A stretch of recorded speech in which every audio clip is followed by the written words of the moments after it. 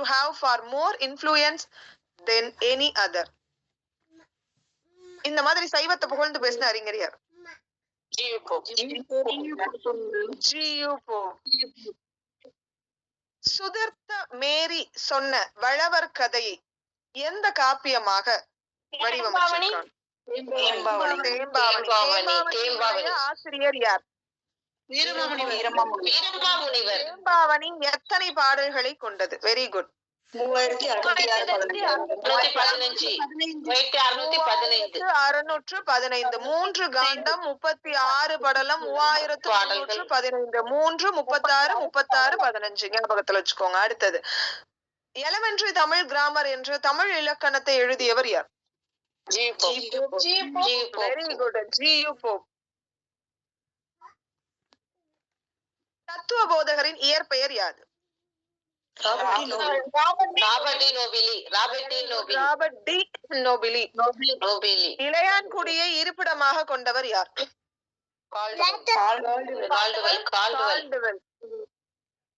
கால்டுவெல்லினுடைய கல்லறை எங்க இருக்கு?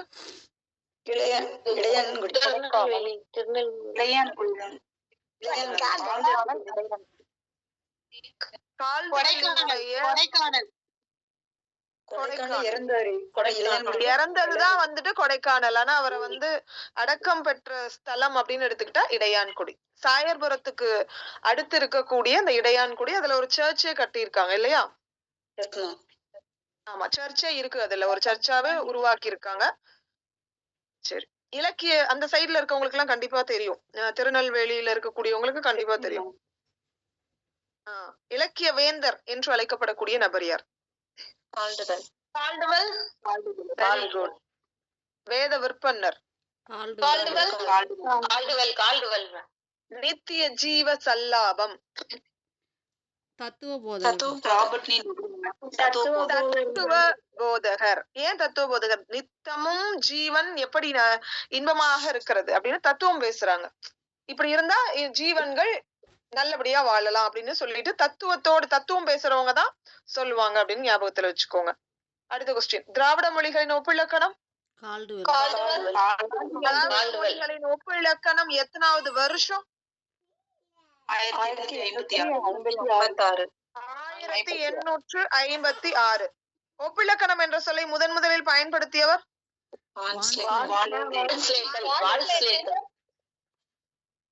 சென்னை சாந்தோம் கோவிலுக்கு அருகே உள்ள சிறு குடிலில் வாழ்ந்து 1656 ஏசுபிரான் திருவடி அடைந்த நபர் யார்? தத்துவ போதகர். Very good. தத்துவ போதகர். இந்தியாவில் கால்டுவெல் எத்தனை ஆண்டு தங்கி பணியாற்றி இருக்கிறார்? 53 ஆண்டுகள். 53 ஆண்டுகள். ஞானஸ்தானம். தத்துவ போதகர்.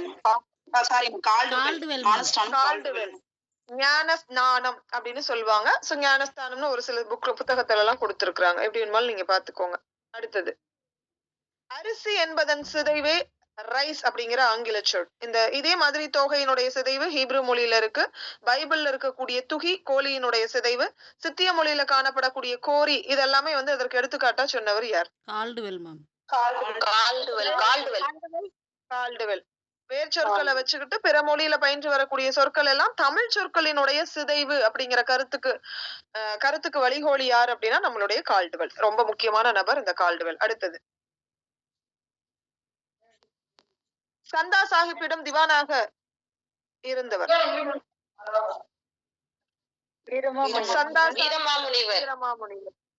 வீரமாமுனிவர் எத்தனை ஆண்டுகள் தமிழகத்தில் தங்கி சமய திருப்பணி ஆற்றினார்? 37 ஆண்டு காலம். செந்தமிழ் அந்தணர் என்று அழைக்கப்படக்கூடியவர் யார்? இளங்குமரனார். செந்தமிழ் தேசிகர் என்று அழைக்கப்படக்கூடியவர் வீரமாமுனிவருக்கு செந்தமிழ் தேசிகர் அப்படிங்கிற பட்டம் இந்த 5 இலக்கணத்தை எழுதினதுனால கிடைச்சிச்சு.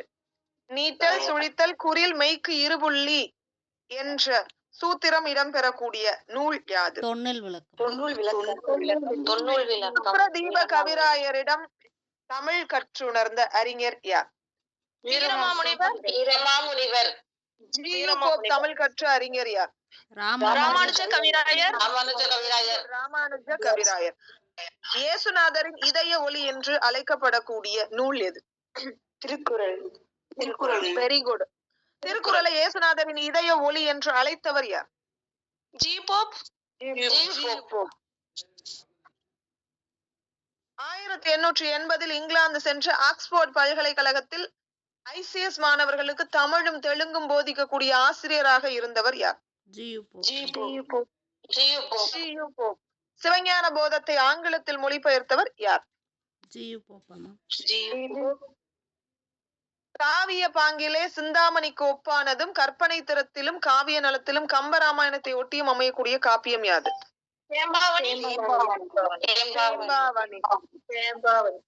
தமிழில் அமையக்கூடிய நல்ல நீதி நூல்களை தொகுத்து தமிழ் செய்யுள் தொகை என்று வெளியிட்டவர் யார்? வீரமாமுனிவர். செய்யுள் கலம்பகம் என்று வெளியிட்டவர் யார்? ஜி.யு.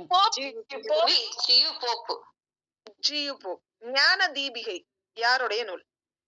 தத்துவ போதகர். தத்துவ போதகர். Very good. ஞான தீபிகை தத்துவ போதகர். ஆத்ம நிர்ணயம் தத்துவ போதகர். நெல்லை மாவட்ட வரலாற்றை செப்பமுற எழுதியவர்? கால்டுவெல்.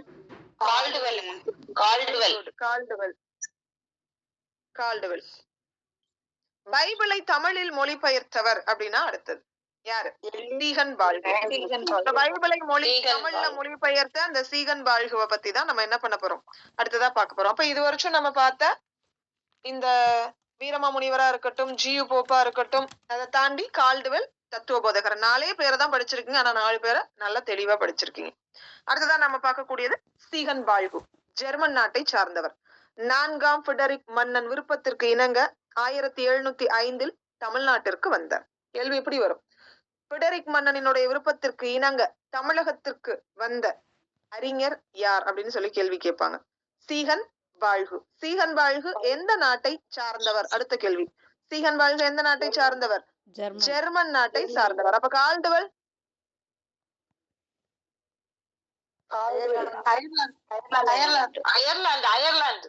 அயர்லாந்து நாட்டை சார்ந்தவர். சரி, ஜெர்மன் நாட்டை சார்ந்தவர் யார் அப்படின்னா சீகன் பால்கு. கால்டுவெல் எந்த நாட்டை சார்ந்தவர் அப்படின்னா அயர்லாந்து நாட்டை சார்ந்தவர். தத்துவ போதகர் எந்த நாட்டை சார்ந்தவர் அப்படின்னா இத்தாலி நாட்டை சார்ந்தவர். தத்துவம் எனக்கு மறக்குது. புரியல மேம், சொல்லுங்க மேம். தத்துவ போதகர் இங்கிலாந்தாங்க மேம். இத்தாலி முடிஞ்சு போச்சு. நமக்கு அதெல்லாம் பேச்சு வழக்கு சொற்கள்ல பயன்படுத்துறதுதான். அப்ப இனிமேல் மறக்க மாட்டீங்க. வீரமாமுனிவர் எந்த நாட்டை சார்ந்தவர்? சொல்லுங்க மேம். சொல்லுங்க மேம். இத்தாலி நாடு. இத்தாலி. ஞான தீபிகை நூலோட ஆசிரியர் மேம் தத்துவ போதகர் சீகன் பால்கு அல்லது சீகன் பால்கு. நேற்று ஞான உபதேசம், அப்ப அதுவும் அதுதானங்க மேம்? ஞான தீபிகை வேற, ஞான உபதேசம் வேற மேம். இப்ப நீங்க ஞான தீபிகை கேட்டீங்க. ஞான தீபிகை தத்துவ போதகர் மேம். ஞான உபதேசம் மேம் அதுவுமே அவர்தான் எழுதியிருக்காரு மேம். அதுவும் ஞான தீபிகை ஞான உபதேசமும் அவர்தான் எழுதியிருக்கிறாரு. ஆத்ம நிர்ணயம் அவர்தான் எழுதியிருக்கிறாரு. மந்திரமாலை அவர்தான் எழுதியிருக்கிறாரு.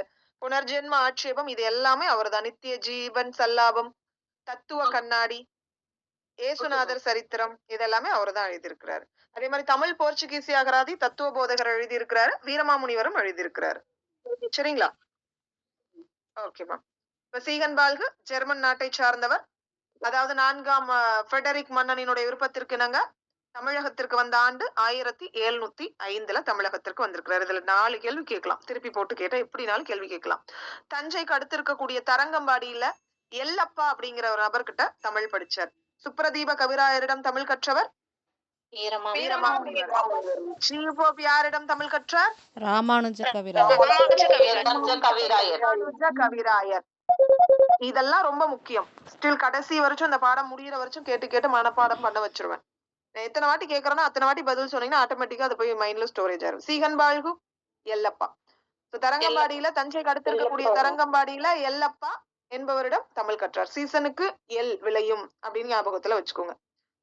சீகன், பால்கு, எல்லப்பா. அங்கேயே சமயப்பணியும் புரிந்திருக்கிறார். எங்க? தரங்கம்பாடியில.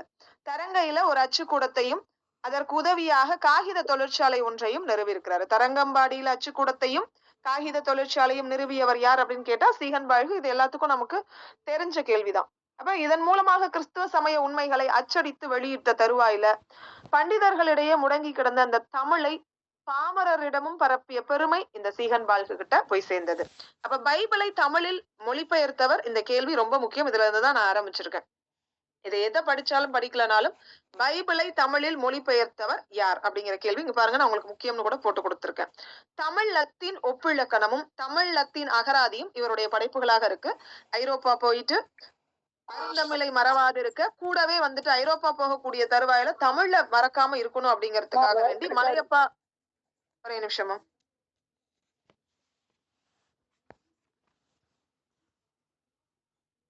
இப்ப கேக்குதுங்களா? கேக்குதுமா. கேக்குதுமா. ஒரே நிமிஷம். தருவாயில தமிழ மறந்துடக்கூடாதுங்கிற காரணத்துக்காக மலையப்பா அப்படிங்கிற ஒரு தமிழரை உடன் அழைத்து சென்று அவரை கூடவே வச்சுக்கிட்டு தமிழ மறக்காம கத்துக்கிட்டாராம். யாரு? இந்த சீகன் பால்கு அப்படிங்கிற நபர். ரொம்ப முக்கியம், பாத்துக்கோங்க. அடுத்து தமிழிலும் எந்த கேள்வி கேட்டாலும் இங்கிலாந்துல கிறிஸ்துவ அறிவு விளக்க சபையார் அளித்த அந்த வாழ்த்து இதழுக்கு முதல்ல லத்தீன், அடுத்து தமிழ்லயுமே இவர் என்ன பண்ணிருக்கிறாரு அப்படின்னா பதில் கொடுத்திருக்கிறாரு. முதல்ல தமிழ்ல நூல்களை அச்சிட்ட பெருமை இந்த கேள்வி ரொம்ப முக்கியம். சீகன் பால்குவை சார். இந்த கேள்வி அத்தனையும் ரொம்ப முக்கியம். சீகன் பால்கு எந்த நாட்டை சார்ந்தவர்? ஜெர்மன் நாட்டை சார்ந்தவர். எந்த மன்னனினுடைய விருப்பத்திற்கு இணங்க சீகன் பால்கு தமிழகம் வந்தார்? 4ஆம் பிடரிக் மன்னனினுடைய வேண்டுகோளுக்கு இணங்க தமிழகம் வந்தார். ரொம்ப முக்கியம். சீகன் பால்கு தமிழகத்திற்கு வந்த ஆண்டு யாது? 1705ஆம் ஆண்டு. சீகன் பால்கு வந்து யாரிடம் தமிழ் கற்றார்? தரங்கம்பாடியில் உள்ள எல்லப்பா என்பவரிடம் தமிழ் கற்றார். அல்லது எல்லப்பா என்பவரிடம் தமிழ் கற்ற அறிஞர் யார் அப்படின்னு கேட்பாங்க. தரங்கம்பாடியில ஒரு அச்சுக்கூடத்தையும் ஒரு காகித தொழிற்சாலையும் நிறுவிய அறிஞர் யார்? சீகன் பால்கு அப்படின்னு சொல்லலாம். பைபிளை தமிழில் மொழிபெயர்த்தவர் யார்? தமிழ் லத்தீன் ஒப்பிலக்கணம் ரொம்ப முக்கியம். தமிழ் லத்தீன் அகராதியும் இவருடைய படைப்புகள். ஏற்கனவே தமிழ் போர்ச்சுகீசிய அகராதி தத்துவ போதகர். தமிழ் லத்தீன் அகராதி சீகன் பால்கு. தமிழ் லத்தீன் ஒப்பிலக்கணம்னு வந்தா கால்டுவெல். தமிழ் லத்தீன் ஒப்பிலக்கணம்னு வந்தா சீகன் பால்கு. ஒப்பிலக்கணம் என்ற சொல்லை முதலில் பயன்படுத்தியவர் வான்ஸ்லேக்கல். இந்த கேள்வி எல்லாத்தையும் இங்கேயே ஸ்ட்ராங் பண்ணிக்கோங்க. ஐரோப்பா போய் அங்க தமிழ்ல மறக்காம இருக்கணுங்கிறதுக்காக கூடவே யார சீகன் பால்கு கூட்டிட்டு போனாரு? மலையப்பா அப்படிங்கிற நபரை கூடவே கூட்டிட்டு போயிருக்கிறாரு. அப்ப மலையப்பா என்பவரை உடன் அழைத்து சென்ற அறிஞர் யார் அப்படின்னு சொல்லி கேள்வி கேட்கலாம். சீகன் பால்கு. முதல்ல தமிழ் நூல்களை அச்சிட்ட பெருமைக்குரியவர் சீகன் பால்கு. அடுத்தது எல்லிஸ். யார் இந்த எல்லிஸ்? ஆங்கில நாட்டிலிருந்து 1796 சென்னைக்கு வந்து நிலவரி மன்ற செயலாளராக இருந்து அதுக்கப்புறம் சென்னை நகர கலெக்டராக வேலை பார்த்த நபர் அப்படின்னு சொல்லலாம். வடமொழி தமிழ் இரண்டிலும் வல்லவராக இருந்திருக்கிறாரு. சாமிநாத பிள்ளை, ராமச்சந்திர கவிராயர் ஆகியோரிடம் படிச்சிருக்கிறார். இது ரொம்ப முக்கியம். எல்லிஸ் யாரிடம் தமிழ் பயின்று இருக்கிறார் அப்படின்னு கேள்வி. சாமிநாத பிள்ளை, ராமச்சந்திர கவிராயர். இப்படி இல்லைன்னா வேற மாதிரி எப்படி கேள்வி கேட்கலாம்? ராமச்சந்திர கவிராயரிடம் கற்றுக்கொண்ட அறிஞர் யார் அப்படின்னு கேட்கலாம். சாமிநாத பிள்ளையிடம் பயின்ற அறிஞர் யார் அப்படின்னு கேட்கலாம். எல்லிஸ் அரிய தமிழ் சுவடிகளை சேகரித்து பாதுகாப்பா வச்சிருக்கிறாரு. சென்னை அரசாங்க கல்வி சங்கத்தை நிறுவனவர். இது ரொம்ப முக்கியமான கேள்வி. வீரமாமுனிவரின் வாழ்க்கை வரலாற்றை தமிழிலும் ஆங்கிலத்திலும் எழுத செய்தவர். இந்த கேள்வி ரொம்ப முக்கியம். வீரமாமுனிவர் ரொம்ப முக்கியமான நபர். அதனோடு தொடர்பு கொண்டதான் இந்த வீரமாமுனிவரினுடைய வாழ்க்கை. அப்ப இந்த வீரமாமுனிவரினுடைய வாழ்க்கை வரலாற்றை தமிழிலும் ஆங்கிலத்திலும் எழுத செய்தவர் யார்? எல்லிஸ் பிரபு. இது ரொம்ப முக்கியம். இதை தாண்டி வீரமாமுனிவரினுடைய நூல்கள் அத்தனையும் தேடவும் இவர் வந்துட்டு ஆவணம் செஞ்சிருக்கிறாரு. இவரே பெஸ்கியினுடைய தேம்பாவணி ஏட்டு பிரதிய ஆவூர் அப்படிங்கிற சிற்றூர்ல கண்டுபிடிச்சிருக்கிறாரு. திருக்குறள் முதல் 13 அதிகாரங்களுக்கும் பண்டைய தமிழ் இலக்கிய மேற்கோள்களோட ஆங்கிலத்துல அருமையான உரை எழுதியிருக்கிறார். திருக்குறளுக்கு வீரமாமுனிவர் எந்த மொழியில உரை எழுதியிருக்கிறார்?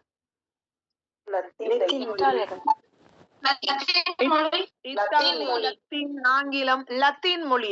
திருக்குறள் வந்து லத்தீன் மொழியில மொழிபெயர்த்தவர் யாரைதான் டைரக்ட் கேள்வி. வீரமாமுனிவர் எந்தெந்த அதிகாரத்தை மொழிபெயர்த்திருக்கிறார்? அறத்துப்பால் பொருட்பால் அப்படிங்கிற 2 பால்களை மட்டும் மொழிபெயர்த்திருக்கிறார். ரொம்ப முக்கியமான கொஸ்டின். இத விட்டுட்டாரு. அதே மாதிரி திருக்குறள் முதல் 13 அதிகாரங்களுக்கு மட்டும் யார் உரை எழுதியிருக்கா அப்படின்னா எல்லிஸ் உரை எழுதியிருக்கிறார். இந்த கேள்வி ரொம்ப முக்கியம். அதே மாதிரி பெஸ்கியினுடைய தேம்பாவணி நமக்கு தெரியும். எத்தனை பாடல்களை கொண்டதுன்னு படிச்சிருக்கீங்க? 3615. எத்தனை காண்டங்களை கொண்டது? 3 காண்டங்கள். எத்தனை படலங்களை கொண்டது? 36 படலங்கள். யாருடைய கதையை வந்து தேம்பாவணியா எழுதியிருக்கிறாரு? சுதத்த மேரி சொன்ன வல்லவர் கதையை தேம்பாவணி அப்படிங்கிற ஒரு தீந்தமிழ் காப்பியமாக வடித்தவர் யார் அப்படின்னு கேட்டா நம்ம வீரமாமுனிவரை சொல்லலாம்.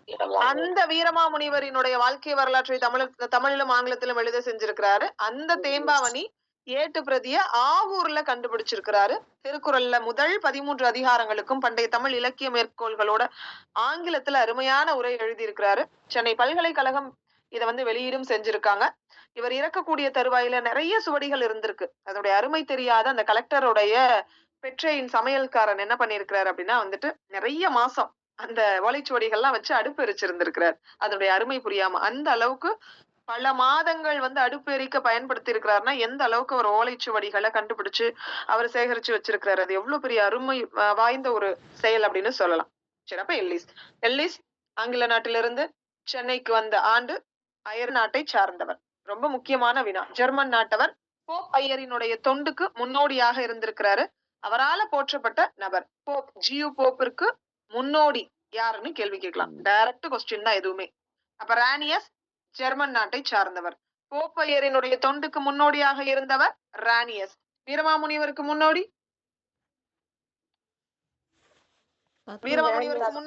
தத்துவ போதகர் மேம். Very good. தத்துவ போதகர். வீரமாமுனிவர் வந்துட்டு தமிழகம் வருவதற்கு 100 ஆண்டுகளுக்கு முன்பாகவே தத்துவ போதகர் தமிழகத்திற்கு வந்து விட்டார்.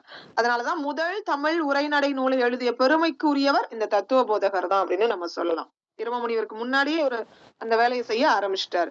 அந்த வகையில போப்பையரின் தொண்டுக்கு முன்னோடின்னு கேள்வி கேட்டா ரானியஸ். அவரால போப்பையரால போற்றப்பட்டவர். லூத்தரன் மிஷனை சார்ந்தவர். பாளையங்கோட்டையில சமய பணி ஆற்றியவர். மகாவித்வான் முகவை ராமானுஜ கவிராயரிடம் தமிழ் கற்றவர். இந்த கேள்வி ரொம்ப முக்கியம். ராமானுஜ கவிராயரிடம் தமிழ் கற்ற அறிஞர் யார் அப்படின்னு கேள்வி கேட்கலாம். ரானியஸ். புதிய ஏற்பாட்டை தமிழ்ல தந்தவர் யார்? ரானியஸ். ரொம்ப முக்கியம். இவர் வேத உதாரண திரட்டு, தமிழ் இலக்கண நூல், தமிழ் ஞான நூல் இது எல்லாத்தையுமே எழுதியிருக்கிறார்.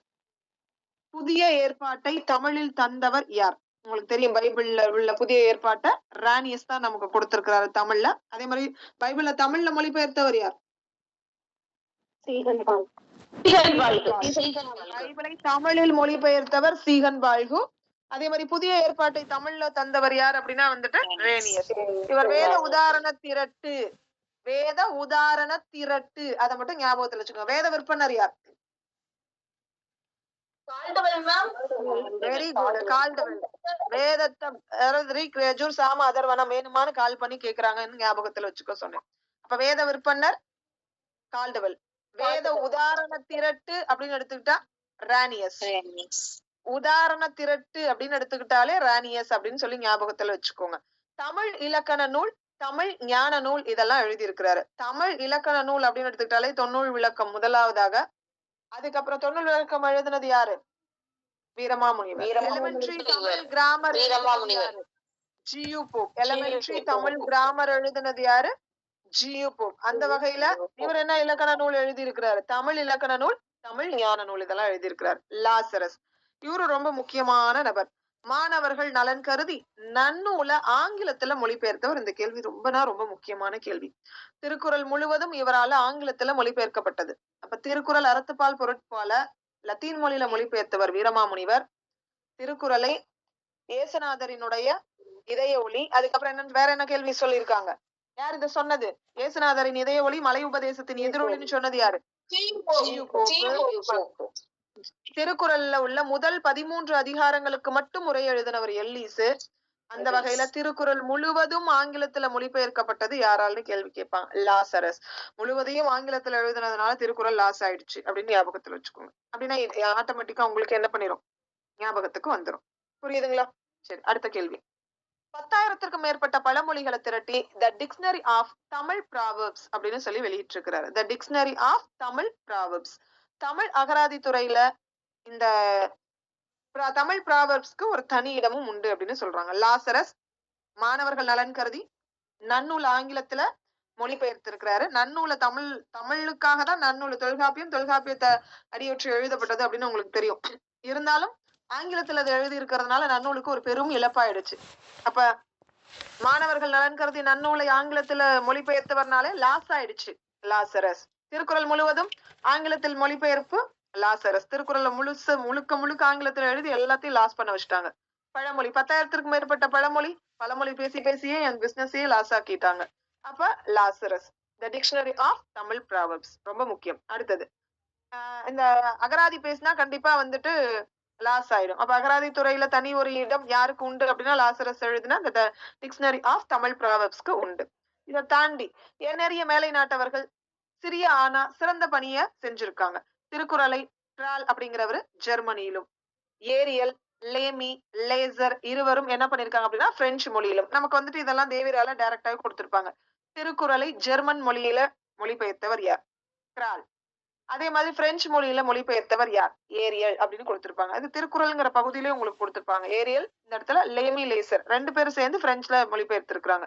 அதே மாதிரி பெப்ரிசியஸ் தமிழ் இலக்கிய பேச்சு மொழி சொற்களை கொண்ட அகராதி ஒன்றை வெளியிட்டிருக்கிறார். ராட்லர் 37,000 சொற்களை கொண்ட 4 பகுதியுடைய அகராதி ஒன்றை வெளியிட்டிருக்கிறார். அமெரிக்க அரசின் ஆதரவில் பெர்சிவல் பாதிரியார் அவர் திரட்டின 67,000 சொற்கள் கொண்ட பேரகராதி ஒன்றை வின்ஸ்லோவும் 2,000 பழமொழிகளை திரட்டி பெர்சிவல் என்பாரும் வெளியிட்டிருக்கிறாங்க. ஃபர்ஸ்ட்ல இருந்து பாத்துக்கோங்க. திருக்குறளை ஜெர்மனியில மொழிபெயர்த்தவர் யார்? ட்ரால். பிரெஞ்சு மொழியில மொழிபெயர்த்தது யார்? ஏரியல் மற்றும் லேசர். ஏரியல் பிரெஞ்சு, ஓகேவா? ஏபி அப்படின்னு கூட நீங்க ஞாபகத்துல வச்சுக்கலாம். லேமி லேசர் பிரெஞ்சு மொழி. லேசர் எங்க இருந்து ஸ்டார்ட் ஆச்சு அப்படின்னா பிரெஞ்சுக்காரங்க கிட்ட இருந்து தான் வந்திருக்கு அப்படின்னு ஞாபகத்துல வச்சுக்கோங்க. பெப்ரிஷியஸ் என்ன பண்ணிருக்கிறாரு? தமிழ் இலக்கிய பேச்சு மொழி சொற்களை கொண்ட அகராதி ஒன்றை வெளியிட்டிருக்கிறாரு. தமிழ் இலக்கிய பேச்சு மொழி சொற்களை கொண்ட அகராதி. பெப்சி வச்சுட்டு சாப்பிடுறவங்க கொஞ்சம் அகராதியா பேசுவாங்கல்ல, அந்த மாதிரி ஞாபகத்துல. நம்ம பெப்சி குடிச்சா பெரிய ஆள் மாதிரி நினைச்சுக்குவாங்க அப்படின்னு ஞாபகத்துல வச்சுக்கோங்க. தமிழ் இலக்கிய பேச்சு மொழி சொற்களை கொண்ட அகராதியை வெளியிட்டவர் யார்? பெப்ரிஷியஸ். அடுத்தது ராட்லர். எத்தனாயிரம் சொற்களை கொண்ட அகராதிகளை வெளியிட்டிருக்கிறார்? 37,000 சொற்களை கொண்ட 4 பகுதிகளை உடைய அகராதி ஒன்று. ராட்டினத்துல உட்காந்து 4 பக்கமும் சுத்திட்டு இருக்கும் போது அகராதி பேசிட்டு இருக்காங்க. அமெரிக்க அரசின் ஆதரவில் பெர்சிவல் என்பார் திரட்டி 67,000 சொற்களை கொண்ட பேரகராதி ஒன்றை வின்ஸ்லோவும், அதை தாண்டி 2,000 பழமொழிகளை திரட்டி பெர்சிவல் என்பவரும் என்ன பண்ணிருக்காங்க? வெளியிட்டிருக்கிறாங்க. ரொம்ப முக்கியமான கொஸ்டின் இது எல்லாமே. கமில்ஸ் வல்லபில், இதை தாண்டி ஆண்ட்ரனோ, வெல்கா, அண்டோன், ரூதின் செம்பியன், டாக்டர் ஆஷர் இவங்க எல்லாருமே தமிழுக்கு தொண்டாற்றிய அறிஞர்கள் அப்படின்னு சொல்லலாம். அப்ப டோட்டலா இதெல்லாமே மொத்தம் ஏற்கனவே நம்ம படிச்சிருப்போம். கிறிஸ்துவமும் தமிழும் அப்படிங்கிற பகுதிகள்ல இந்த தமிழை ஏற்றமுறை செய்யக்கூடிய நபர்கள் மொத்தம் 3 வகையினர். மேலை நாட்டவர்கள் தொண்டு, நம் நாட்டவர்கள் தொண்டு, தற்கால கிறிஸ்தவர்கள் தொண்டு அப்படின்னு நம்ம பிரிச்சிருக்கோம். அதுல முதலாவதாக மேலை நாட்டவர்கள் தொண்டை பத்தி தான் நம்ம படிச்சிருக்கோம்.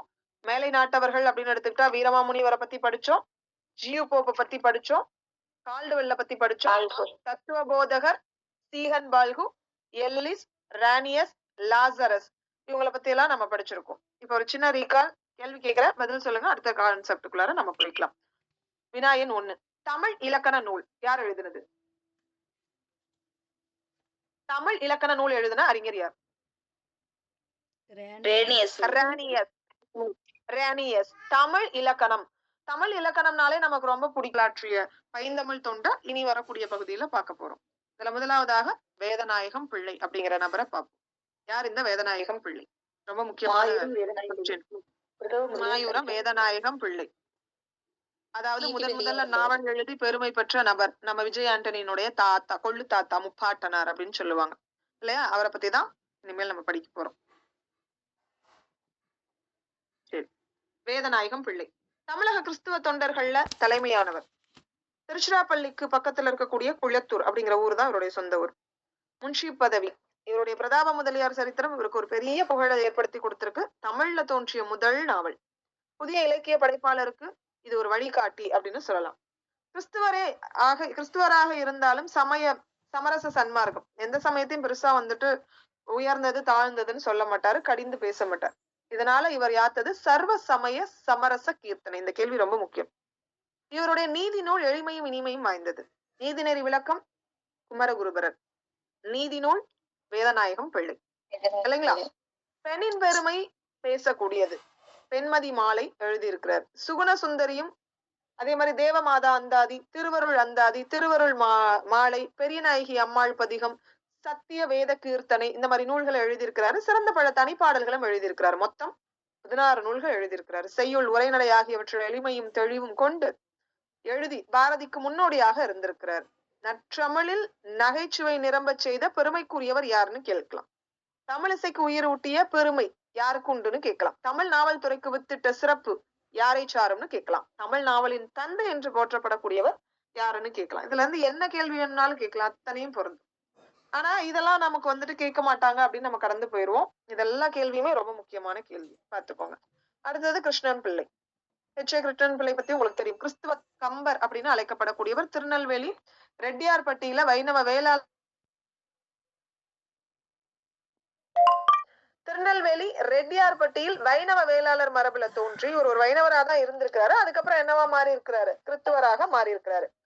ஜான் பன்னியன் எழுதிய பில்கிரிம்ஸ் ப்ராக்ரஸ் அப்படிங்கிற நூலை தழுவி ரச்சனிய யாத்திரிகம் அப்படின்னு சொல்லி தமிழ் நூலாக எழுதியிருக்கிறாரு. எத்தனை பாடல்களை கொண்டது அப்படின்னா 4000. அதுவும் விருத்தம் அப்படிங்கிற பாவகையால பாடியிருக்கிறார். ரொம்ப முக்கியம். இது ஆத்ம தியாகத்தினுடைய அருமையின் இருப்பிடம், பெருங்காப்பியம் அப்படின்னு சொல்லுவாங்க. இதனையொட்டி இதுவரை தமிழ் பன்னியன் என்று அழைக்க ஆரம்பிச்சுட்டாங்க. சோ இவரை இவரை எப்படி ஆரம்பிச்சுட்டாங்க? இதை எழுதினதுக்கு அப்புறம் தமிழ் பன்னியன் அப்படின்னு தமிழ் பன்னியன் என்று அழைக்கப்படக்கூடியவர் யார்? கிருஷ்ணன் பிள்ளை. அப்ப ஆங்கிலத்துல வந்துட்டு ஜான் பன்னியன் எழுதின பில்கிரிம்ஸ் ப்ராக்ரஸ் தமிழ்ல என்னவா எழுதியிருக்கிறாரு? ரட்சண்ய யாத்திரகம் அப்படின்னு எழுதியிருக்கிறாரு. அவர் எழுதின காப்பியம் என்ன? தேம்பாவணி. யாரோடைய இதை ஒட்டி எழுதியிருக்கிறாரு? தேம்பாவணி. தேம்பாவணி காப்பியம் யாரை ஒட்டி எழுதப்பட்டது? சொன்ன வளவர் கதையை தேம்பாவணி அப்படிங்கிற பெயரால எழுதியிருக்கிறாரு.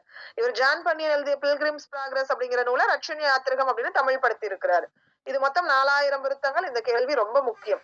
கிறிஸ்துவர்களின் தேவாரம் என்று அழைக்கப்படக்கூடிய இன்னொரு நூலும் எழுதியிருக்கிறார். இந்த கேள்வி டைரக்டா ஒரு தடவை PGTRB-ல கேட்டிருந்தாங்க. ஏன்னா இது சிலபஸ். கிறிஸ்துவர்களின் தேவாரம் என்று அழைக்கப்படக்கூடிய நூல் எது? ரட்சண்ய மனோகரம்.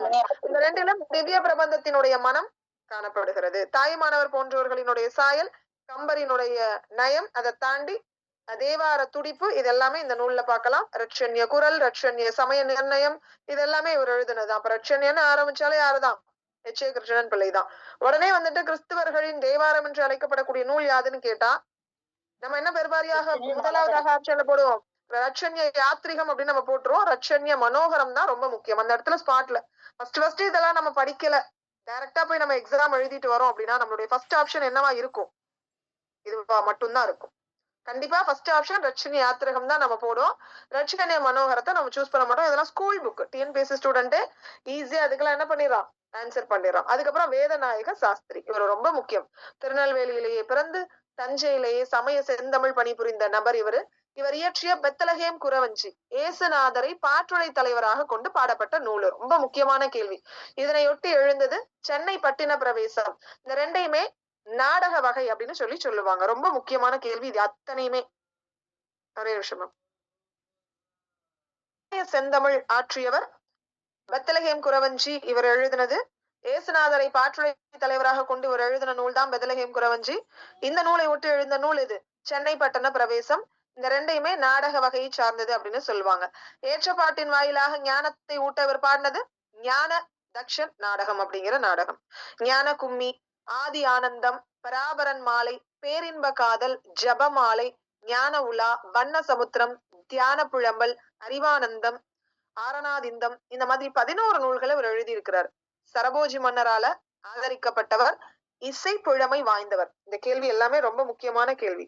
எனக்கு எதுவுமே தெரியல அப்படின்னா கூட ஞான உலா, ஞான ஏற்றப்பாட்டு, ஞான அந்தாதி, ஞான கும்மி, ஞான தச்சன், இதனாவது என்ன பண்ணிக்கோங்க, ஞாபகத்துல வச்சுக்கோங்க. ஞானம் ஞானம் ஞானம்னு வர்றதுனால இவரை நம்ம என்னன்னு சொல்லலாம்? ஞான தீப கவிராயர் அப்படின்னு சொல்லலாம்.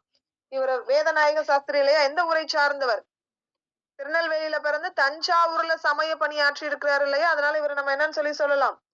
தஞ்சை வேதநாயக சாஸ்திரியார். உங்களுக்கு மத்த புத்தகத்துல எல்லாம் டைரக்டா எப்படி கேள்வி கேட்டிருப்பாங்க, தஞ்சை வேதநாயக சாஸ்திரியார் அப்படின்னே கேள்வி கேட்டிருப்பாங்க.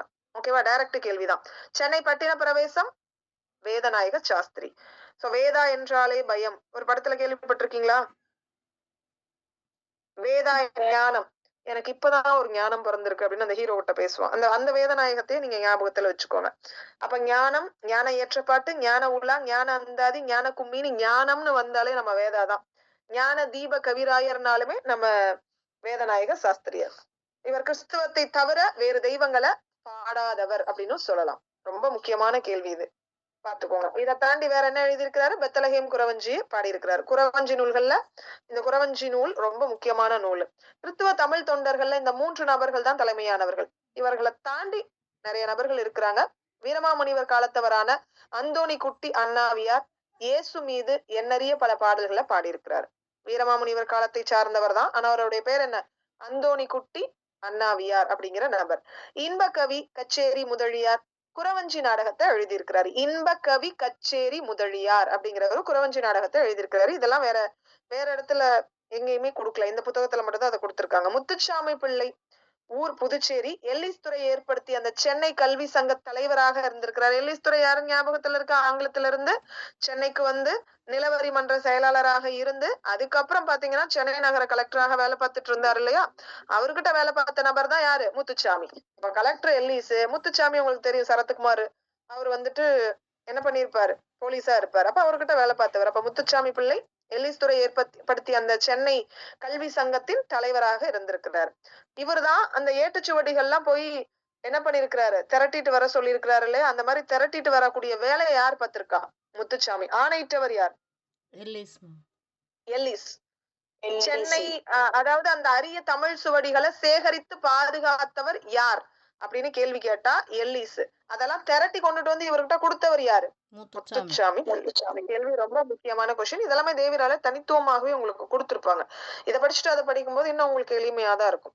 அடுத்தது, வீரமாமுனிவரினுடைய வாழ்க்கை வரலாற்றை ஆங்கிலம் தமிழ் இரண்டிலும் எழுதியவர் அப்படின்னு சொல்லலாம். வீரமாமுனிவரினுடைய வாழ்க்கை வரலாற்றை தமிழிலும் ஆங்கிலத்திலும் எழுத செய்தவர் யாருன்னு கேட்டா எல்லிஸ். எழுதியவர் யாருன்னு கேட்டா முத்துச்சாமி. ரொம்ப முக்கியம். தேம்பாவணி ஏட்டு பிரதியை வந்து எல்லிஸ் எங்க கண்டுபிடிச்சாரு? ஆவூர். அந்த ஊர்லதான் கண்டுபிடிச்சாரு. எந்த ஊர்ல கண்டுபிடிச்சாரு? ஆனா அந்த ஊர்ல தாங்க கண்டுபிடிச்சாங்க. அதாங்க எந்த ஊர்ல? அந்த ஊர் தான் ஆவூர் அப்படின்னு ஞாபகத்துல வச்சுக்கோங்க, மறக்காது. அப்ப ஆவூர்ல கண்டுபிடிச்சாங்க. அடுத்தது, திக்காரம் என்னும் மறுப்பு நூல். ரொம்ப முக்கியமான கேள்வி இந்த கேள்வி. திக்காரம் என்ற மறுப்பு நூல் எழுதியவர் யாரு? முத்துச்சாமி. அதை தாண்டி வித்வான் சாமிநாத பிள்ளை புதுச்சேரியில பிறந்திருக்கிறாரு. எல்லிஸ் துறைக்கு ஆசிரியர் அப்படின்னு சொல்லலாம். சாமிநாத பிள்ளை. சாமிநாத பிள்ளை பத்தி தெரியுமா? 2 பேர், சாமிநாத பிள்ளை மற்றும் ராமச்சந்திர கவிராயர் 2 பேரும் தானே எல்லிஸ் துறைக்கு ஆசிரியராக விளங்கி இருக்கிறாங்க. அந்த சாமிநாத பிள்ளை புதுச்சேரியில பிறந்திருக்கிறார். எல்லிஸ் துறைக்கு ஆசிரியராக இருந்திருக்கிறார். இவரும் நூல் எழுதியிருக்கிறார். நரசை கழம்பகம், சாமிநாதன் பிள்ளை தமிழ், ஞானதிகராயர் காப்பியம், இதெல்லாமே வந்துட்டு இவர் எழுதியிருக்கிறார். ஒரு நிமிஷம்.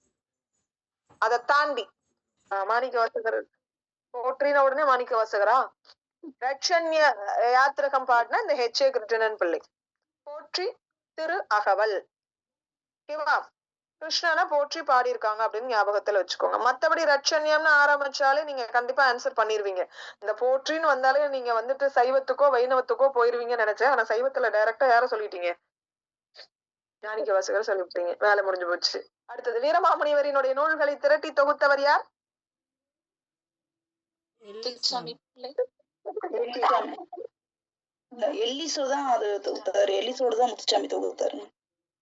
சொன்னவர் யாரு அப்படின்னா எல்லிஸ். தொகுத்த அந்த வேலையை செஞ்சவர் யாரு? முத்துச்சாமி பிள்ளை. அதே மாதிரி வீரமாமுனிவரினுடைய வரலாற்றை தமிழிலும் ஆங்கிலத்திலும் எழுதியவர் யார் அப்படின்னா முத்துச்சாமி. எழுத சொன்னவர் யார் அப்படின்னா எல்லிஸ். திக்காரம் என்ற மறுப்பு நூலு முத்துச்சாமி. முத்துச்சாமினா போலீஸ்காரரா? எப்ப பார்த்தாலும் அவருதான் எல்லாத்துக்கிட்டையும் வந்துட்டு வம்பு பண்ணிக்கிட்டு மறுப்பு சொல்லிக்கிட்டே இருக்கிறாரு அப்படின்னு ஞாபகத்துல வச்சுக்கோ. முத்துச்சாமி மறுப்பு, திக்காரம். கருணாமிர்த சாகரம் ஆபிரகாம் பண்டிதர். கருணாமிர்த சாகரம் சரி, யாழ் அப்படிங்கிற விஷயம் இருந்தது அப்படிங்கிறத நிரூபிக்கக்கூடிய விதமாக அந்த யாழை செஞ்சு செயல்முறையில காட்டி தமிழினுடைய பண்களை உலகத்திற்கு அறிய செய்தவர். எந்த நாட்டவர்களிடத்திலும் இல்லாத 8000 ஆண்டுகளுக்கு முந்தைய தமிழ் இசையை எடுத்து காட்டின பெருமை இந்த தஞ்சை ஆபிரகாம் பண்டிதரை சாரும். இந்த கேள்வி ரொம்ப முக்கியமான கேள்வி. பாணர் கைவழி யாருடையது? வரகுண பாண்டியன். வரகு பாணர் கைவழியில வந்துட்டு இந்த பாண்டியன் வாழ்ந்தான் அப்படின்னு ஞாபகத்துல வச்சுக்கோங்க. குணமா இருந்த பாண்டியன் வாழ்ந்தான், வரகுண பாண்டியன். திருவள்ளுவர் கிறிஸ்துவரா அப்படிங்கிற ஆய்வை தொடங்கி வைத்தவர் யார்? திருவள்ளுவர் கிறிஸ்துவரா என்ற ஆய்வினை முதலில் தொடங்கி வைத்தவர் யார்? யாருக்காவது தெரியுமா? தெய்வநாயகம். தெய்வநாயகம். திருவள்ளுவர் கிறிஸ்துவரா என்ற ஆய்வினை முதலில் தொடங்கி வைத்தவர் தெய்வநாயகம். திராவிட சமயம் என்ற இதழினுடைய ஆசிரியர் யார்? தெய்வநாயகம். சமயம் தெய்வம். பைபிள், திருக்குறள், சைவ சித்தாந்தம் 14 என்ற 3ஐயும் ஒப்பாய்வு செய்தவர் யார்? தெய்வநாயகம். ஏன்னா பைபிளையும் திருக்குறளையும் சைவ சித்தாந்தம் இதுதான் உலகத்திலேயே வந்துட்டு சைவர்கள் பெருவாரியாக போற்றி பாடக்கூடியது சைவ சித்தாந்தம்னு வச்சுக்கோங்க. உலக மக்களால் போற்றக்கூடியது திருக்குறள் மற்றும் பைபிள். இது எல்லாத்தையும் கம்பேர் பண்ணி இந்த 3க்கும் உண்டான வித்தியாசங்கள் என்ன, ஒற்றுமைகள் என்ன அப்படின்னு ஒப்பாய்வு செய்தவர் தெய்வம் இல்லையா? அதனால அது தெய்வநாயகம் அப்படின்னு ஞாபகத்துல வச்சுக்கோங்க. தமிழ் மணி அப்படிங்கிற பட்டம் இவருக்கு கொடுத்தது யார்? உலக தமிழ் ஆராய்ச்சி கழகம். தெய்வநாயகத்திற்கு தமிழ் மணி என்ற பட்டம் கொடுத்தது யார்? உலக தமிழ் ஆராய்ச்சி கழகம் கொடுத்த பட்டம். சரிங்களா? போற்றி திருவகவல் பாடினது யாரு? கிருஷ்ணன் பிள்ளை. இரட்சண்ய யாத்திரிகம் பதிப்பிக்கப்பட்ட ஆண்டு, பதிப்பு வெளியிடப்பட்ட ஆண்டு, முதல் பதிப்பு 1894. ஞான தீப கவிராயர் என்று அழைக்கப்படக்கூடியவர் யார்? ஞான தீப கவிராயர் என்று அழைக்கப்படக்கூடியவர் யார்? ஞான தீப கவிராயர் என்ற பட்டம் பெற்றவர் யார்? அடுத்த கேள்வி மாத்தி கேக்குறேன். வேதநாயக சாஸ்திரிங்க. Very good. வேதநாயக சாஸ்திரி. ஞானம்னு வந்தாலே வேதநாயகி. இந்த வேதநாயகத்திற்கு ஞானம் புகட்டின நபர் யார் அப்படின்னா நம்ம விஜய். இப்ப மறக்காது இல்ல, இப்ப ஞாபகத்து. ஞான தீப கவிராயர் யாரு? வேதநாயக சாஸ்திரி. கிறிஸ்துவத்தை தவிர வேறு தெய்வங்களை நான் பாட மாட்டேன்னு சொன்ன அறிஞர் யாரு? வேதநாயக சாஸ்திரி. வேதநாயக சாஸ்திரியார். திருவருள் மாலை யாருடையது?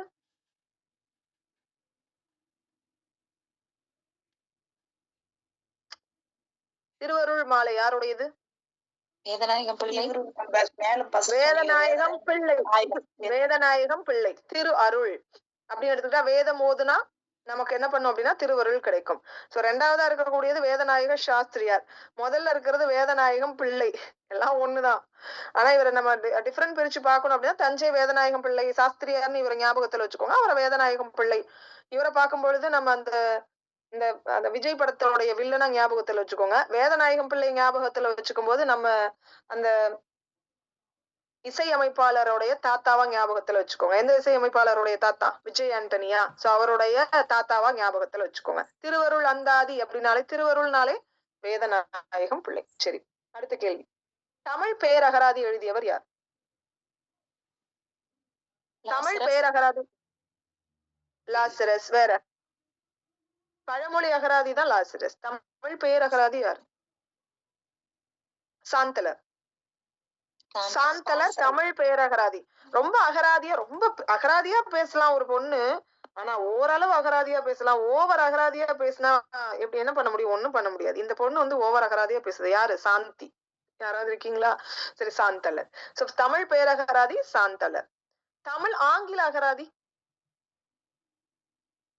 தமிழ் ஆங்கில அகராதி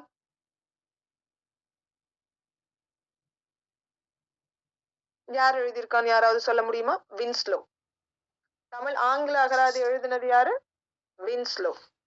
எங்கனாவது இதை படிச்சிருக்கீங்களா வின்ஸ்லோவை பத்தி?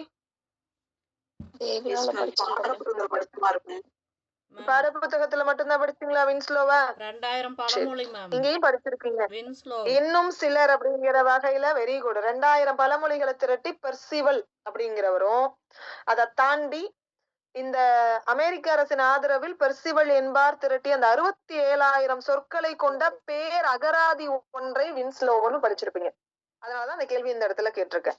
அப்ப அந்த 67,000 சொற்களை கொண்ட அந்த அகராதிக்கு பெயர் தான் தமிழ் ஆங்கில அகராதி. அதை யாரு திரட்டுனா? பெர்சிவல் திரட்டி இருக்கிறார். பெர்சிவல் திரட்டி கொடுத்த அந்த 67,000 சொற்களை இவர் என்ன பெயர்ல வெளியிட்டிருக்கிறாரு? தமிழ் ஆங்கில அகராதி அப்படிங்கிற பெயர்ல வெளியிட்டிருக்கிறவர் யாரு? வின்ஸ்லோ. சரிங்களா? சரி, அடுத்தது நன்னூலையும் திருக்குறளையும் ஆங்கிலத்துல மொழிபெயர்த்தவர் யார்? சாமுவேல் பிள்ளைங்க. லாசரஸ். Very good. லாசரஸ். மாணவர்கள் நலன் கருதி நன்னூலை ஆங்கிலத்துல மொழிபெயர்த்திருக்கிறாரு. திருக்குறள் முழுவதும் இவரால ஆங்கிலத்துல மொழிபெயர்க்கப்பட்டிருக்கு. இது ரெண்டையும் சேர்த்து நான் ஒரே கேள்வியா கேட்டிருக்கேன். என்னவா? மாணவர்கள் நன்னூலையும் திருக்குறளையும் ஆங்கிலத்துல மொழிபெயர்த்தவர் யார்? இந்த கேள்வி உங்களுக்கு எதுல இருக்கும் அப்படின்னா தேவிரா இலக்கிய வரலாறுல டைரக்டாவே கேட்டிருப்பாங்க. அவங்க இந்த இடத்துல இப்படி விரிவா கொடுத்திருக்காங்களா, அவங்க எல்லாத்தையும் ஷார்ட் பண்ணி கொடுத்திருப்பாங்க. அவ்வளவுதான் வித்தியாசம். அடுத்தது தினவர்த்தனமானி என்ற வார இதழை நடத்தியவர் யார்? தினவர்த்தனமானி என்ற புரியல. Very good. பெர்சிவல் பாதிரியார். தினவர்த்தனமானி என்ற நாவலை வார இதழை நடத்தியவர் யார்? பெர்சிவல் பாதிரியார். அதுல பணியாற்றியவர் யார்?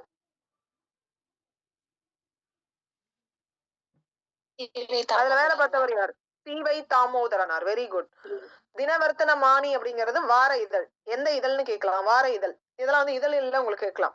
எத்தனாவது வருஷம் இந்த வார இதழ்ல தொடங்கி இருக்காங்க? 1857. இங்கே இதை ஞாபகத்துல வச்சுக்கோங்க. 1854 7ன்னு சொல்லிட்டு 1854 தினவர்த்தனமானி அப்படிங்கிற வார இதழை நடத்தியவர் யார்? பெர்சிவல் பாதிரியார். அதுல பணியாற்றியவர் யார்? சி.வை. தாமோதரன் பிள்ளை. முதல் தமிழ் செய்தித்தாள் தினவர்த்தனமானி. முதல் தமிழ் செய்தித்தாள் தினவர்த்தனமானி. பழமொழிகளை அகர வரிசைப்படுத்தி பழமொழி அகராதி உருவாக்கியவர் யார்? பெர்சிவல் பாதிரியார். பெர்சிவல் பாதிரியார். அவரும் பழமொழி அகராதி உருவாக்கி இருக்கிறாரு, இவரும் உருவாக்கி இருக்கிறார். ஆனா இவருக்கு லேசரஸ் அல்லது லாசரஸ் ரெண்டுல எப்படி வேணும்னாலும் சொல்லலாம். இந்த லாசரஸ் பொறுத்த வரைக்கும் 10,000 பழமொழிகளை என்ன பண்ணிருக்கிறாரு? தொகுத்து கொடுத்திருக்கிறார். The dictionary of Tamil proverbs அப்படிங்கிற பெயர்ல அவர் வெளியிட்டிருக்கிறாரு. ரொம்ப முக்கியம். 37,000 சொற்களை கொண்ட 4 பகுதிகளை கொண்ட அகராதி எழுதினது யாரு? ராட்லர்.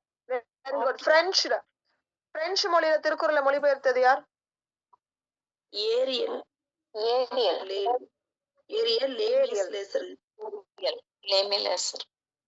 சரி, ஓரளவு இதுல ஃபுல்லா உங்களுக்கு ஞாபகத்துக்கு இருக்கும். இதை திருப்பி திருப்பி போட்டு நீங்க கேட்டுக்கோங்க அல்லது படிச்சுக்கோங்க. கண்டிப்பா ஞாபகத்துல இருக்கணும். இதெல்லாம் எனக்கு வேண்டாம் அப்படின்னு சொல்லிட்டு நீங்க கடந்து போயிடாதீங்க. அதை தாண்டி தனிநாயகம் அடிகளினுடைய தொண்டு இதுல ரொம்ப முக்கியம். மலேசிய பல்கலைக்கழக இந்திய மொழித்துறை தலைவராக இருந்த இந்த டாக்டர் தனிநாயகம் அடிகளினுடைய தொண்டு இன்னும் குறிப்பிடத்தக்கது. உலகமெல்லாம் தமிழ் பரப்பக்கூடிய நல்ல வேலையை அவர் பார்த்திருக்கிறார். தமிழ் கல்ச்சர் அப்படிங்கிற ஆங்கில இதழை நடத்தியிருக்கிறார். ரொம்ப முக்கியமான கொஸ்டின். தமிழ் கல்ச்சர் என்ற ஆங்கில இதழை நடத்திய ஒன்றும் இயங்கி வருகிறது இவருடைய பெயரால. அகாடமி ஆஃப் தமிழ் கல்ச்சர் என்ற பெயர்ல தமிழ் தூது, நேச்சர் இன் ஆன்சியன் தமிழ் போயட்ரி இந்த மாதிரியான பகுதிகள் எல்லாமே இவர் எழுதியிருக்கிறார். இதை தாண்டி இப்ப இருக்கக்கூடிய கிறிஸ்துவ தொண்டாற்றக்கூடிய நபர்கள் யார் யாருங்கிறத உங்களுக்கு இந்த இடத்துல வரிசைப்படுத்தி கொடுத்திருக்காங்க. இது வரைக்கும் உங்களுக்கு கிறிஸ்துவமும் தமிழும். அப்ப சைவம், வைணவம், அதுக்கு அடுத்தது பௌத்தம், சமணம், கிறிஸ்துவம் எல்லாமே நம்ம கம்ப்ளீட்டா பார்த்தாச்சு. இன்னும் யாரு பாக்கி இருக்கா? இஸ்லாமியமும் இன்தமிழும். அது மட்டும் தான் நமக்கு பாக்கி இருக்கு. இஸ்லாமும் இன்தமிழும். இஸ்லாமை பொறுத்த வரைக்கும் நமக்கு எது சீரா புராணம் மட்டும்தான் நமக்கு கேட்டிருக்காங்க. சீரா புராணத்தை தாண்டி மத்தது உள்ள போய் டீட்டெயில்டா நமக்கு கேட்கல. ஆனா இதுல கேட்டிருக்காங்க. இதை மட்டும் ஏமாம் எங்களை படிக்க சொல்றீங்க அப்படின்னா இவங்க எல்லாம் நாவல்லையோ அல்லது வேற ஏதாவது ஒரு பதிப்பு பணியிலையோ இதழியல் சம்பந்தப்பட்ட துறையிலையோ இவங்க எல்லாம் வர்றதுனால இதை கம்ப்ளீட்டா படிச்சுக்கோங்க அப்படின்னு சொல்லியிருக்கேன். சரிங்களா? இஸ்லாமை பொறுத்த வரைக்கும் நீங்க சீரா புராணத்தை நல்லா தெளிவா படிச்சுக்கோங்க. அதை தாண்டி மத்த விஷயங்களை சும்மா ஒரு தடவை என்ன பண்ணிக்கோங்க, ரீட் பண்ணி வச்சுக்கோங்க. அதுவே போதும். அவங்க என்னென்ன கும்மி பாடி இருக்காங்க, தாளாட்டு, அதை தாண்டி கீர்த்தனை, ஆனந்த கலைப்பு, ஆக்சுவலா இதையுமே படிக்கக்கூடிய காரணத்தினால இதுக்கு பேர் என்னன்னு சொல்லுவாங்க, சீரா புராணம். ரொம்ப முக்கியம். புராணம்னா வரலாறு. சீரான வாழ்க்கை வரலாறு சொல்லக்கூடியது. யாருடைய வாழ்க்கை வரலாறு? முகமது நபியினுடைய வாழ்க்கை வரலாறு சொல்லக்கூடியது. இது மொத்தம் 3 காண்டங்கள். விலாதத்து காண்டம், நுபுவத்து காண்டம், ஹிஜ்ரத்து காண்டம். விலாதத்து பிறப்பை உணர்த்தக்கூடியது, நுபுவத்து தரிசனம், தீர்க்க தரிசனம், ஹிஜ்ரத்து அப்படின்னு சொல்லிட்டு மொத்தம் 3 காண்டங்கள். சபை அலங்கார படலம் முதல் பனி கூட்டத்தார் படலம் முடிய கிட்டத்தட்ட 92 படலங்கள். ரொம்ப முக்கியமான கொஸ்டின் இது. ஏன்னா இதுல படலங்கள் எல்லாம் வேற எந்த இடத்துலயும் கேட்கல, ஆனா இந்த இடத்துல கேட்டிருக்காங்க. ரொம்ப டீப்பா இருக்கு. சபை அலங்கார படலம் முதல் ஹனி கூட்டத்தார் படலம் முடிய எத்தனை படலங்கள்? 92 படலங்கள். பெருவாரியாக நம்ம சேஃபர் சைடுக்கு எல்லா படலங்களும் நம்ம படிச்சு வச்சுட்டா நமக்கு யூஸ். ஏன்னா திடீர்னு ஏதாவது ஒரு படலங்கள் கொடுத்து இது எந்த நூல்ல இடம்பெற்று இருக்கிறதுன்னு கேட்டா கூட நமக்கு தெரியாது. கேள்வி என்னமோ மேலோட்டம் தான், ஆனா நம்ம என்ன பண்ணல, படிக்காம விட்டுட்டோம். அப்புறம் பிற்பாடு வருத்தப்படுவோம். அதுக்கப்புறம் நம்ம இதை உள்ளார போய் படிக்கும் போது, இது வெறுமனா இலக்கிய வரலாறுங்கிறதுனால நான் மேலோட்டமா சொல்லி கொடுக்குறேன். இதை உள்ள போகும்போது இதை ரிவைண்ட் பண்ணிட்டு நான் என்ன பண்றேன், அதையும் சேர்த்து உங்களுக்கு சொல்லி கொடுத்துருவேன். அப்ப 92 படலங்கள் 5027 பாடல்களை கொண்டது. தேம்பாவணி எத்தனை பாடல்கள்? 36-15. 36-15. சீராபுராணம் எத்தனை பாடல்கள்? 5027. சிலப்பதிகாரம் எத்தனை பாடல்கள்? 5001. மணிமேகலை 4886. நல்லா சொல்லணும், ஒவ்வொருத்தவங்களும் ஒண்ணு சொல்லக்கூடாது. 4286. 4286. Very good. இதே பாடல் வேற எங்க? இதே பாடல் வகை வந்து இன்னொரு நூலுக்கும் பொருந்தும். இதே வரிகள். மணிமேகலையும் பெரிய புராணம் ஒரே பாடல் வரிகள். 4286. Very good. அந்த வகையில் 5027 பாடல்களை கொண்ட நூல், பாடல்களை கொண்ட நூல் எது அப்படின்னா வந்து சீராபுராணம். சீராபுராணம் எத்தனை படலங்களை கொண்டது? 92 படலங்களை கொண்டது. சிந்தாமணியை விட பெரியது, கம்பராமாயணத்தை விட சிறியது அப்படின்னு சொல்லலாம். ஆனா 2 விட சிறந்தது. கம்பர் திருத்தக்க தேவர் சாயலும் செல்வாக்கும் இந்த நூல்ல பார்க்கலாம். ரொம்ப முக்கியம். இதனை இயற்றியவர் உமரு புலவர் அப்படின்னு சொல்றாங்க. இயற்றியவர் யார்? உமரு புலவர். இவருடைய காலம் 17ஆம் நூற்றாண்டு. கீழக்கரையில பிறந்திருக்கிறாரு. எட்டயபுரம் அரசவை புலவர் கடிகை முத்து புலவரிடம் 4 ஆண்டுகள் நற்றமிழ் பயின்று நிறைந்த புலமை வாங்கியிருக்கிறாரு. வடநாட்டு வாழை வாரதி என்பாருடன் வாதிட்டு அவரை வென்று தன்னுடைய ஆசிரியருக்கு பின் அவைக்கள புலவராக மாறி இருக்கிறார். ரொம்ப முக்கியம். வாழை வாரதியை வென்றவர் யார் அப்படின்னு கேள்வி கேட்பாங்க. அல்லது உமரு புலவர் வென்ற நபர் யார் அப்படின்னு கேள்வி கேட்கலாம். செத்தும் கொடை கொடுத்த சீதக்காதி மரைக்காயர் அவருடைய வேண்டுகோளுக்கு இணங்க சீராபுராணம் எழுதி அவருடைய நண்பர் அப்துல் காதர், அதாவது அப்துல் மரைக்காயர் பார்வையில இந்த நூல் வந்துட்டு அரங்கேற்றம் செய்யப்பட்டது. இந்த இடத்துல என்ன இருக்கோ அதை மட்டும் படிச்சுக்கோங்க. இவ்வளவுதானா அப்படின்னா இவ்வளவு கிடையாது. இன்னும் நிறைய இதை பத்தின தகவல்கள் உள்ள டீட்டெயிலா இருக்கு. அது எல்லாத்தையும் நான் உங்களுக்கு விரிவா இந்த சீராபுராணம் அப்படிங்கிற காப்பியத்தை நான் விரிவா சொல்லும் பொழுது உங்களுக்கு A to Z எல்லாமே சொல்லிடுறேன். இந்த இடத்துல இந்த புத்தகத்துல என்னவோ அதை மட்டும் உங்களுடைய மைண்ட் செட்ல கொண்டு போய் என்ன பண்ணிக்கோங்க, பதிச்சுக்கோங்க. அப்ப அந்த இடத்துல நீங்க படிக்கும் பொழுது இதனுடைய ரீகால் பண்ணிட்டு அதை படிக்கும் போது உங்களுக்கு இன்னும் ஸ்ட்ராங் ஆகும். இதெல்லாம் பேசிக் தான் உங்களுக்கு சொல்லி கொடுத்துட்டு இருக்கேன். எதையுமே டீப்பா நான் உங்களுக்கு இன்னும் சொல்லி கொடுக்க ஆரம்பிக்கல.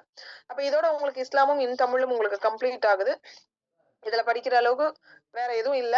எதுக்கும் ஒரு வாட்டி நான் எதையுமே அவாய்ட் பண்ண வேண்டாம்னு சொல்லுவேன். அதனால ஒரு முறைக்கு 2 முறை வாசிக்க மட்டும் செஞ்சிருங்க எல்லா பகுதியும். சரிங்களா? இது வரைக்கும் நம்ம வாசிச்சுக்க மாட்டோம்னா இது எதுக்கு மேம் நீங்க எங்களுக்கு வாசிச்சு விடுறீங்க அப்படின்னா, நீங்களா வாசிக்கும் பொழுது ஒரு வகையும், நான் வாசிச்சு அதை காதுல கேட்டு நீங்க திருப்பி படிக்கிறதுக்கும் ஒரு சிறிய வித்தியாசம் இருக்கும். அதுக்காக தான். ஏன்னா ஒருத்தவங்க சொல்லிட்டு அதை காதுல வாங்கிக்கிட்டு நம்ம போய் படிக்கும் போது கொஞ்சம் நமக்கு அது மோர் தென் பெட்டரா தான் ஃபீல் ஆகும். அதனாலதான் உங்களுக்கு என்ன பண்ணிருக்கேன், இதையுமே சின்ன குழந்தைங்களுக்கு மாதிரி வரி வரியா சொல்லியிருக்கேன். இதெல்லாம் விட்டுறாதீங்க, இதெல்லாம் சேர்த்து பிடிச்சுக்கோங்க அப்படின்னு சொல்லிட்டு. ஓகேவா? நாளைக்கு உங்களுக்கு பெருவாரியாக